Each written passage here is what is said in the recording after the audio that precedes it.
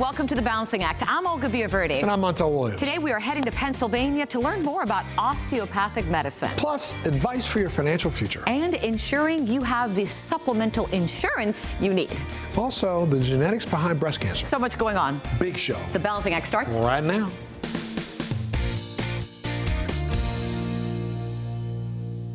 Well, the path to higher education, especially in the medical arena, doesn't necessarily have to be a traditional one. That's right, Montel. These days, there are a myriad of opportunities for medical students to pursue, as we learned while on campus at Lake Erie College of Osteopathic Medicine. Let's take a look.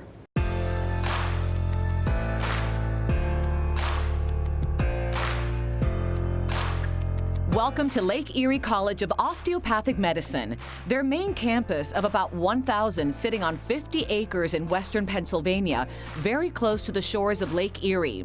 Here, students and faculty from across the country and globe gather in pursuit of osteopathic academic health excellence.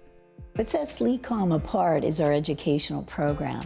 We train osteopathic physicians, and we have 4 to 5 pathways depending on their choice. Our schools are in small communities, so we train physicians in small communities. Why? That's where the need is, that's where the access is.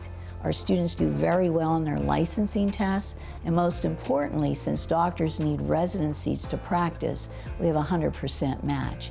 So what we do here is make a competent, compassionate osteopathic physician, or physicians that are trained the osteopathic way. Medicine today is team approach. The unity is all around the patient. It's everybody has a part to one end. So when they're trained in that way, they learn the interprofessional aspect, they learn the holistic aspect, and they also learn some tenets that'll help them actually throughout their career. When LECOM opened in 1993, co-founder Dr. Ferretti became the first woman dean of an osteopathic medical college, so her passion for both the school and its students is 30 years strong.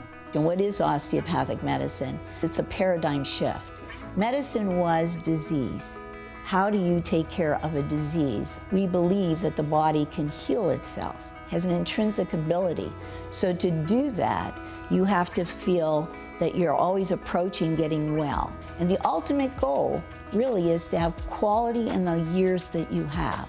The affordability is important for 2 reasons. One, when you don't come from legacy, then you worry about the cost. Who's going to pay for it? And ultimately, it falls on the student, right? The other part of the affordability, though, or what we call indebtedness, helps them make the right decision. Some people, they'll pick a different part of the profession, one that may reimburse them more. But it's important that when you're in this profession, you pick what you're good at and what you like. And so lack of indebtedness, right, allows you to do that. So our goal with that is so that they love what they do, so it's not work anymore. Most of our scholarships are linked to being good students. And our mode of raising money has been an auction. We give out scholarships, and the lowest tuition, I think, in the country, we give out $4 million a year to, again, decrease their indebtedness. Taking a more holistic approach is certainly something Dr. James Lynn, president of the LECOM Institute for Successful Aging, knows well. At the Institute of Successful Aging, we're the most comprehensive continuum of care in terms of taking care of older adults. When we first started out, there was 2 main goals that we want. One is to deliver the best outcome for the patient. 2 is, because we're an academic health center, we want to make sure we create a campus that allow our students to experience what it is to take care of an older adult. And it's very complex. So with our institute, the students actually rotate with us, and they get to see acute care, they get to see rehab care, transitional care, and then even home care and do home visits for hospice patients as well. So during that month, they get to experience the whole continuum.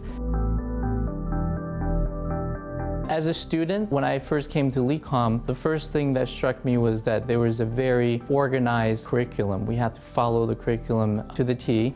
There was a dress code, so we became very professional. At the end of the day, As a medical student, your next step is to get a residency program, and you have to be competitive.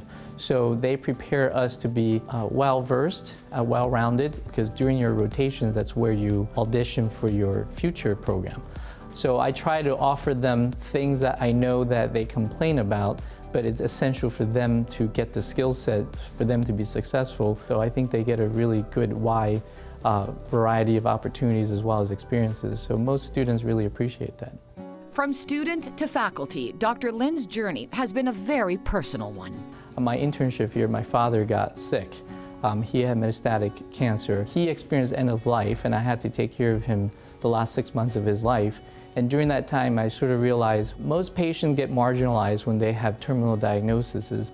And having experienced that from the receiving end, it gave me a really good perspective. So when I was offered the opportunity to develop geriatric service line, I took all those things in consideration as we developed the institute to make sure that the students, they have empathy and they get to experience, what I have experienced, so they can become better doctors.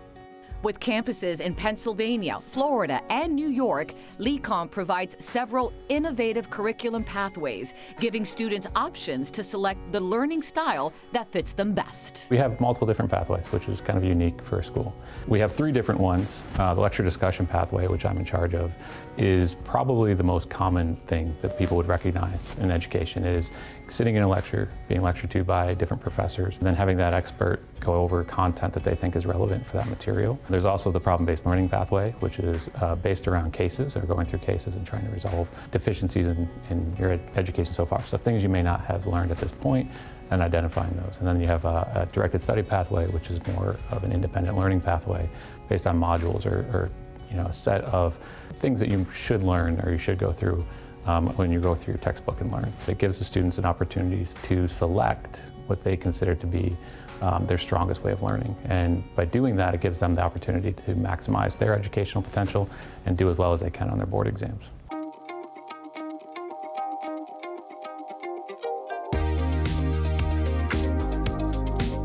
One of the things that I would say is a strength of LECOM is we are an institution that is open to a lot of first-generation students, and a lot of times the low tuition, the ability to practice around the world in different locations and have rotations across the country really opens the doors to a lot of people that may not be able to get into other institutions or may not have that opportunity before them. And I think that's a really big plus. Being successful in anything really revolves around doing the right things, putting the right people in the right spots to make the right decisions and getting to the right end result. And then we give the students the option to choose what they consider to be the best way to learn that material. And I think when you align all those things together, you get to an end result where the students are going to be very successful. I think the students enjoy what we do, and they understand that we're all in this together. We want their success, they want their success. Everyone wants the same end result, and I always remind them of that on the first day. When I'm talking to the first-year students, I always say to them, we're all trying to get to the same spot. Every day what we do is we make dreams come true. We make the students' dreams of being a physician come true so that they can serve the public. And we hope that what we're doing every day is contributing to wellness, which is our osteopathic philosophy of body, mind, and spirit, and in that wellness, that our communities live longer and better. Great learnings, right? Amazing. And if you'd like to learn more, head to lecom.edu or visit their social channels. And of course, you can always head to our website, thebouncingAct.com. We'll be back right after this.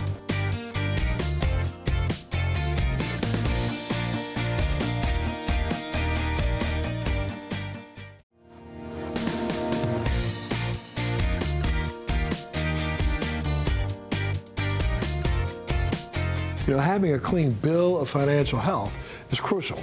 And we can't go to a doctor to fix our credit, but we have the next best thing with us right here today. We continue our financial series with Continental Finance Company President Steve McSorley. Thanks so much, sir. Thanks again for having me back. Absolutely. Look, what credit card tips do you have for our viewers today if they want to improve their financial lives?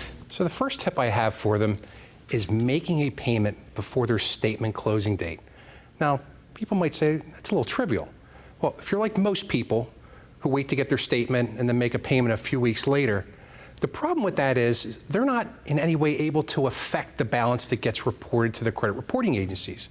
By making a payment the day before your bill cycle closing date, you're actually able to reduce the balance that ultimately gets reported to the credit reporting agencies, which reduces your utilization rate. And as we talked about in an earlier episode, utilization rate has a 30% weighting in the makeup of your credit score.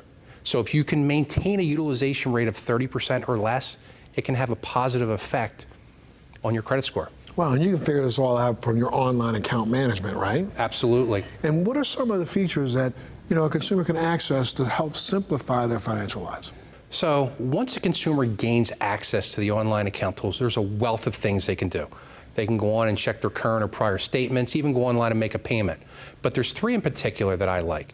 I like the ability to go on and make auto payments, setting purchase alerts, or looking at your balance limit alerts. So with making recurring payments and going ahead and setting up auto payment, you can go ahead and set it up weekly, bi-weekly, monthly, in any amount that you want. Minimum payment, full balance, or some amount in between. But the key here is that you're avoiding those unwanted late fees. Not to mention, destroying your credit in the process by actually having a late mark on your credit report. That's crazy. Any tips that consumers should have who are currently, let's say, struggling right now to make their payments? For consumers that are struggling to make their payments, the first thing I ask them to look at is, when do they get paid and when is their credit card payment due dates? Oftentimes I see they're just not in alignment. This is a simple phone call to customer service to bring the two into alignment. Again, the last thing you want to see is somebody struggling when it's just a simple cash flow or a timing issue of when they get paid and when they can make that payment. So if they can avoid those costly payments as well, it could save them from a disastrous mark on their credit score. Absolutely. Well, any final thoughts? One last tip that I have, and this is a non-credit card related tip, and it has to do with mortgages. If you're like most people in this country, you have a traditional 30-year mortgage where you're making one mortgage payment every month for 360 months. I'd like to share with you an example where I think I can save some people some money. If you have a traditional 30-year mortgage, $250,000 mortgage, say 6% interest rate, that works out to be about a $1,500 a month payment. So if you're like most of us, you're making $1,500 payments times 12 payments a year, that's about $18,000 a year. What I would suggest people do is cut that $1,500 payment in half, $750, and make a payment every 2 weeks. So bi-weekly payments. That would be 26 bi-weekly payments of $750, which equates to $19,500 a year. So it's $1,500 more you'd be paying a year, which is equivalent to one extra mortgage payment. But you would cut down that 30-year mortgage and pay it off in 24 and a half years and save $62,000 in interest costs. Holy moly. Big number. People really need to look at that seriously. They sure do. Thanks so much. If people wanted more information, where will they go? They can visit us at continentalfinance.net. Continentalfinance.net. And of course, if you want more information from us, you can always go to our website, thebalancingact.com. We'll be back right after this.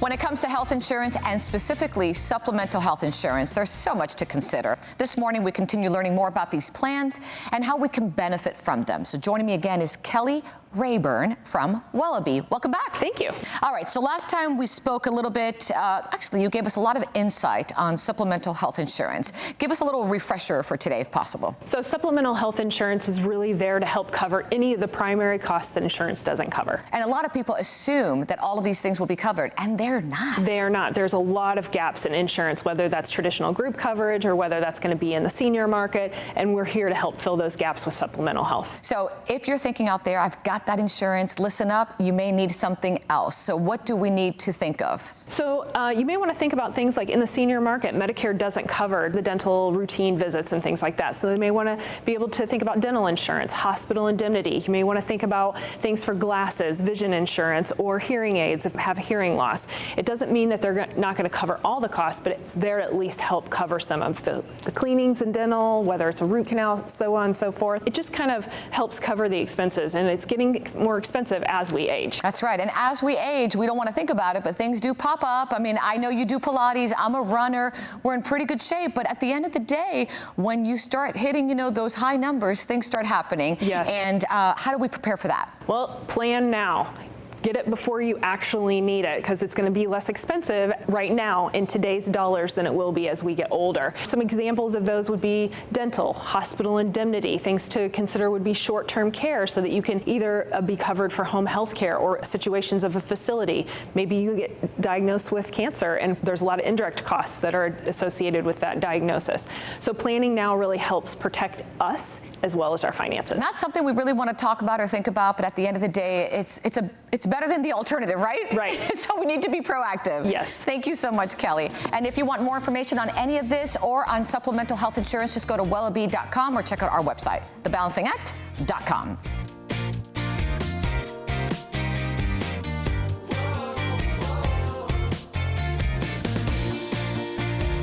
1 in 8 women will develop breast cancer over her lifetime, and most will have no significant family history of the disease.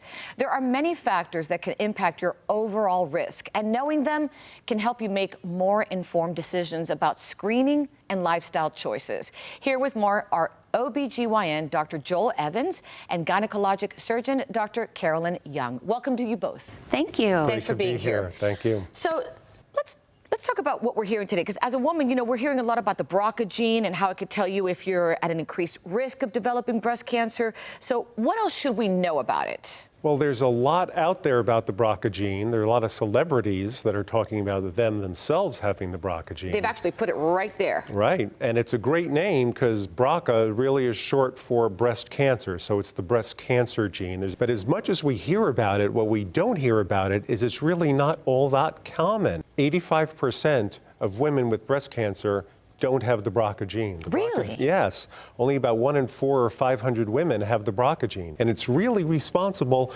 only for between 5 and 10% of breast cancers. And that's why it's important to look for other ways we can identify those 85% of women and find out who's at higher risk. Dr. Young, let me bring you in. You obviously see a lot of women of all ages. Tell me some misconceptions that are out there. So some of the common misconceptions are that they're not at high risk individually because there's no family history, and that's just not true.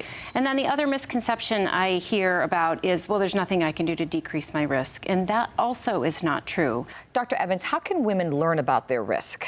They should see their doctor. There are many ways that doctors can look at breast cancer risk. However, I believe the best way to look at breast cancer risk is through the gene type collection kit. This right here. That test, because that test looks at over 300 genetic markers and combines the results of the genetic marker assessment with things like body weight, family history, menopausal status, and age in order to get a comprehensive answer for what's a woman's risk for breast cancer. So when we get this score, Dr. Young, what is it going to tell me? I get the report. Is it convoluted? Is it easy? It is very straightforward. There are two main scores. One is what is this individual's risk for developing breast cancer in the next 5 years, and a lifetime risk. Oh, that's amazing. Yeah. And it's so simple to do as well. Okay, and what action steps can one take based on your risk score when you get that? Because then I wonder, I get my score, Yep. You're telling me, okay, maybe I'm 5 years, then what? There are definitely lifestyle modifications that can be recommended,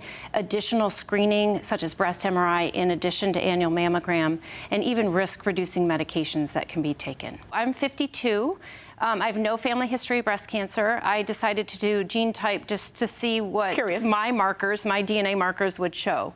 And it actually shows that I have a 40% lifetime risk for breast cancer. So Were you definitely surprised? high. Very, yes. And so I have a breast MRI scheduled next week. And thank you for sharing your story, because that's really important to know. You got your score, and now you're able to take an action step. At the end of the day, another tool to help us. Thank you so much for the information.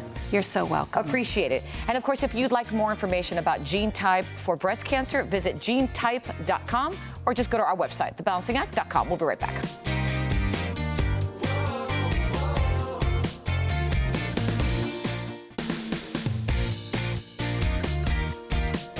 Well, thanks so much for joining us today. Remember to head to our Facebook page, like us on Instagram, follow us on Twitter, and visit thebalancingact.com to enter our latest sweepstake or giveaway. Because why? Because you might just win something. Now, look, stay safe. Love that family of yours. We'll see you next time.